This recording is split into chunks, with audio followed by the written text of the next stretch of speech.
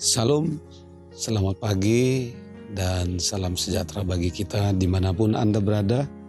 Dan selamat merayakan hari ulang tahun kelahiran bagi saudara-saudara yang merayakan hari ulang tahun kelahirannya di dalam satu hari ini. Dan juga ulang tahun pernikahan di tengah-tengah keluarga.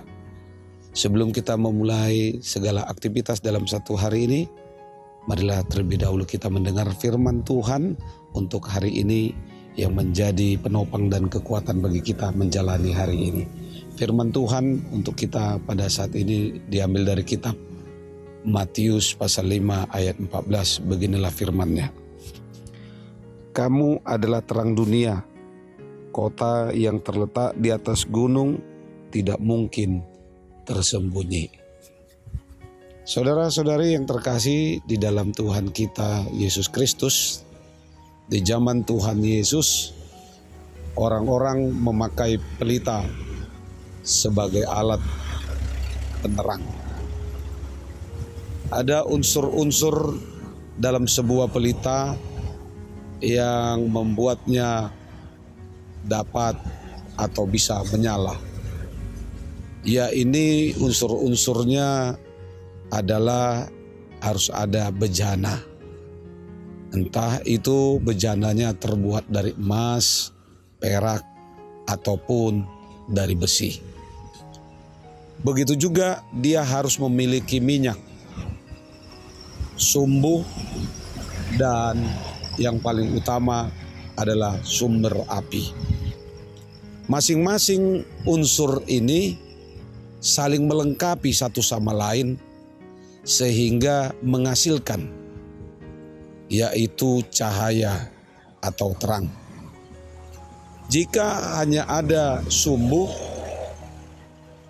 jika hanya ada sumber api, tanpa ada bejana, tanpa ada minyak, maka pelita itu tidak akan bisa menyala. Bahkan tidak bisa dinamakan atau disebut sebagai pelita atau cahaya. Saudara-saudari, terang dunia itulah keberadaan orang percaya. Harus bisa menjadi terang bagi dunia. Itu sebabnya dikatakan orang tidak menyalakan pelita lalu meletakkannya di bawah gantang, melainkan di atas kaki dian sehingga dapat menerangi semua orang di dalam rumah tersebut. Itu yang dikatakan di ayat yang ke-15. Artinya terang yang bersumber, yang berasal daripada Allah tidak boleh dan tidak dapat ditutupi, disembunyikan, terlebih lagi dipadamkan.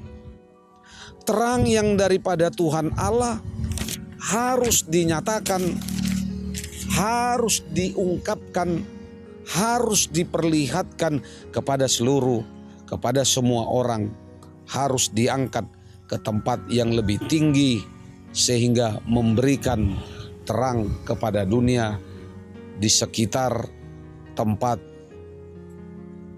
di mana kota itu berada, di mana keberadaannya semakin jelas dan terlihat dan tidak mungkin dia gelap atau disembunyikan. Itulah keberadaan kita, status kita sebagai orang percaya yang adalah terang di dalam kegelapan dunia ini. Orang lain melihat kita dengan jelas. Orang lain akan semakin percaya yang adalah di tengah-tengah kegelapan bisa melihat sumber cahaya melalui kepribadian kita, kehidupan kita, di dalam persekutuan kita, di dalam kehidupan bermasyarakat.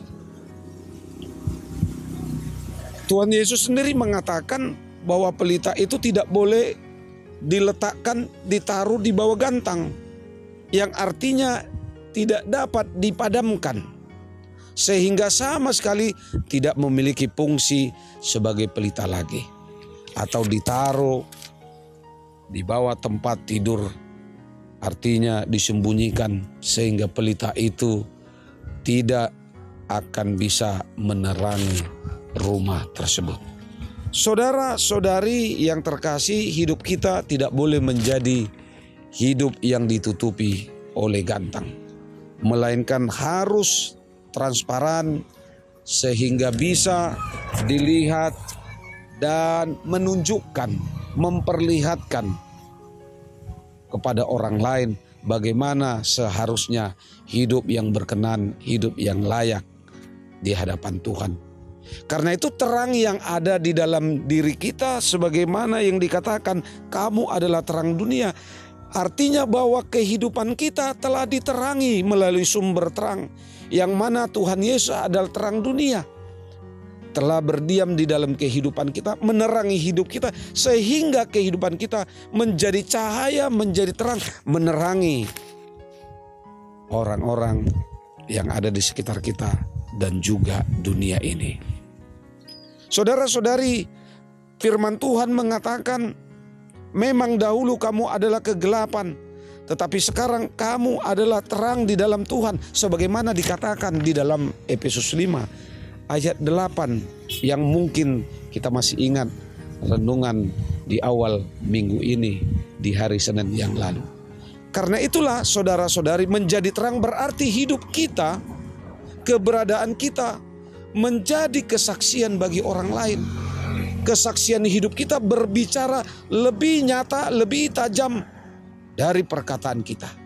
Kesaksian kita melalui hidup ini lebih penting daripada khotbah-khotbah yang kita sampaikan di dalam kehidupan kita.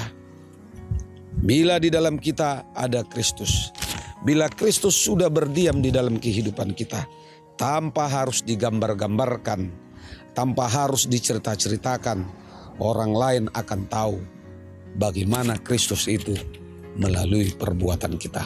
Karena itu mari saudara-saudari yang terkasih di dalam Tuhan kita Yesus Kristus, di dalam memulai aktivitas kita dalam satu hari ini, melalui kegiatan kita sebagai seorang pelajar, sebagai seorang mahasiswa, sebagai seorang karyawan, sebagai seorang pegawai, sebagai pelayan, marilah kita memperlihatkan kehidupan kita menjadi terang di dalam dunia ini.